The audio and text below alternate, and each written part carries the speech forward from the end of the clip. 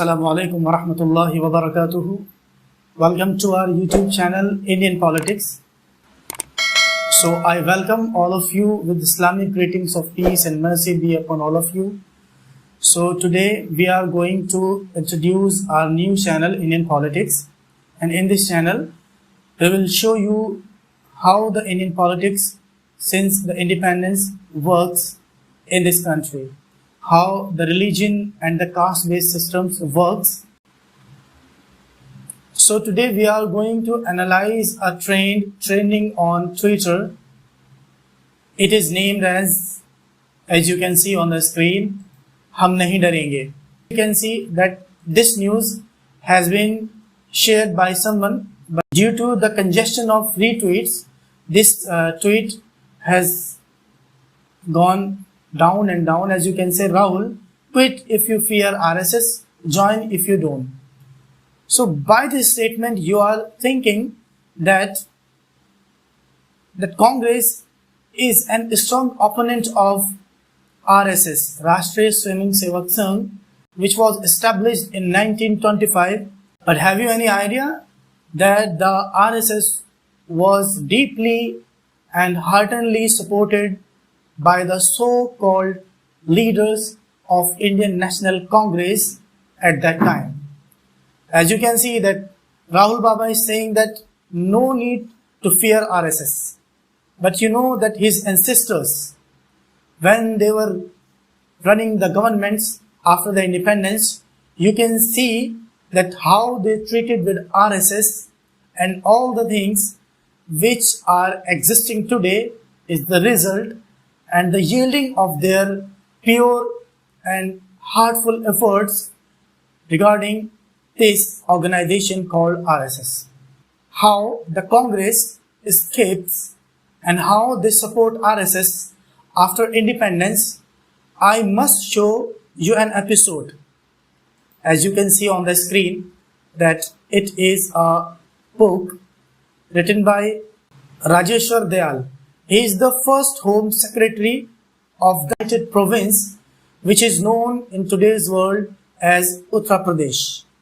In his book, he wrote that the Congress and his chief minister of that time in 1948, called Pandit Vallabh Pant, how they ignore and escape Golwalkar when he was caught red-handed regarding the conspiracy for a huge communal violence in Western District of United Province. I must record an episode of a very grave nature when the procrastination and indecision of UP cabinet led to dire consequences. When communal tensions was still at fever pitch, the Deputy Inspector General of Police of the Western Range, a very seasoned and capable officer, BBL Jetli, arrived at my house in a great secrecy. He was accompanied by two of his officers who brought with them two large steel trunks securely locked. When the trunks were opened, they revealed incontrovertible evidences of dastardly conspiracy to create a communal holocaust through the western district of the province. Province mean Uttar Pradesh. The trunks were crammed with blueprints of great accuracy and professionalism of every town and village in that vast area, prominently marking out the Muslim localities and habitations. There were also detailed instructions regarding access to the various locations and other matter which amply revealed their sinister purport. Greatly alarmed by those revelations, I immediately took the police party to the Premier's house. Then there, in a closed room, Jetli gave a full report of his discovery backed by all the evidences contained in a steel trunk. But what happened? Timely raids conducted on the premises of the RSS, Rashtriya Swayam Sevak Sangh, had brought the massive conspiracy to light. The whole plot had been concerted under the direction and supervision of the Supremo of the organization himself. Both Jetli and I praised for the immediate arrest of the prime accused Sri Golwalkar. He was still in the area. Pandit Ji, who was this Pandit? Pandit Vallabh. Pandit Ji could not but accept the evidence of his eyes and ears and express deep concerns. But what happened? But instead of agreeing to the immediate arrest of the ringleader, as we had hoped, as Kidwai would have done, he asked for the matter to be placed for consideration by the cabinet at its next meeting. Are you seeing that the matter of deep concern regarding communal tension, regarding terrorism, regarding writings, regarding genocide, the chief minister is saying that no need to arrest him. Why? He will shortly express you why this was happened. He said that to be placed for consideration by the cabinet at its next meeting, it was no doubt a matter of political delicacy, as the root of the RSS had gone deep into the body politic. There were also other political compulsions, as RSS sympathizers, both covert and overt, were to be found in the Congress party itself and even in the cabinet. So what will happen if cabinet has such kind of ministers and supporters who are goodwillers and sympathizers of the RSS?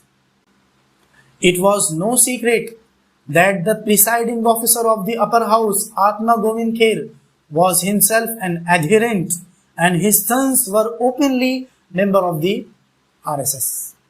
So today Mr. Gandhi is saying that if you fear RSS, leave the Congress. I want to pay your attention that your ancestors, who were the nourisher and the supporters and the sympathizers of this organization, at the cabinet meeting there was a usual procrastination and much irrelevant talk.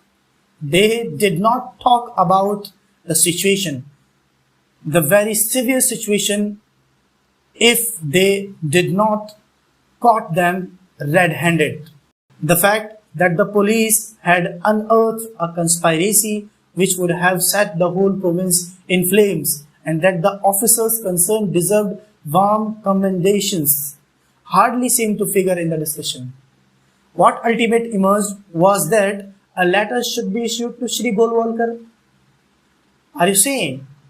A prime accused of a terroristic conspiracy had provided a letter.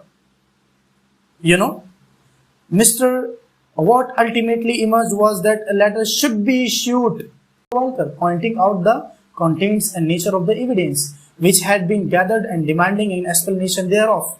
At my insistence, such a letter, if it were to be sent, should be issued by the Premier himself. To carry greater weight, Panditji asked me to prepare a draft, which I did in imitation of his own characteristic style. The letter was to be delivered forthwith, and 2 police officers were assigned for the purpose. Golwalkar, however, had been tipped off, and he was nowhere to be found in the area. He was tracked down southward, but he managed to elude the couriers in pursuit. This infructuous chase continued from place to place, and weeks passed. Have you listened what I am saying? Can you imagine what kind of double standard since the time of independence they had regarding this saffron terrorism, about which Mr. Gandhi in today's world is saying that we are opposing RSS. However, you know that what they have did in the name of terrorism by arresting Muslims in the name of quota, in the name of UPA, in the name of TADA, you can imagine.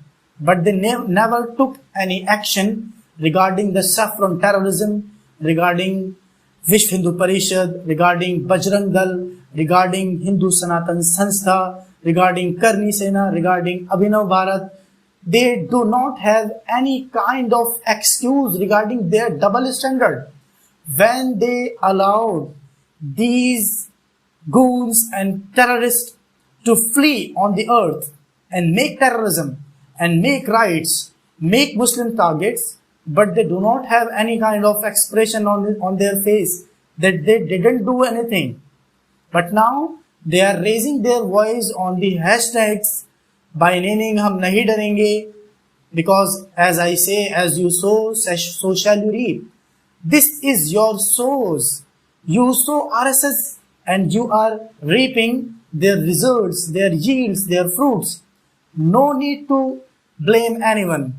So for today's episode or today's video, I just want to conclude my conversation with a small statement that the man Golwalkar, which is the second Sarsanchalak of RSS, is the Param Pujniya for Mr. Modi, as he mentioned in his book Jyoti Punj Param Pujya Golwalkar. You can imagine if a man like Golwalkar is the role model and Param Pujniya for the Prime Minister of a democratic country, how will be the condition for the Muslims and minorities if a man who is follower or a deep follower or he worship him in the name of honor and dignity.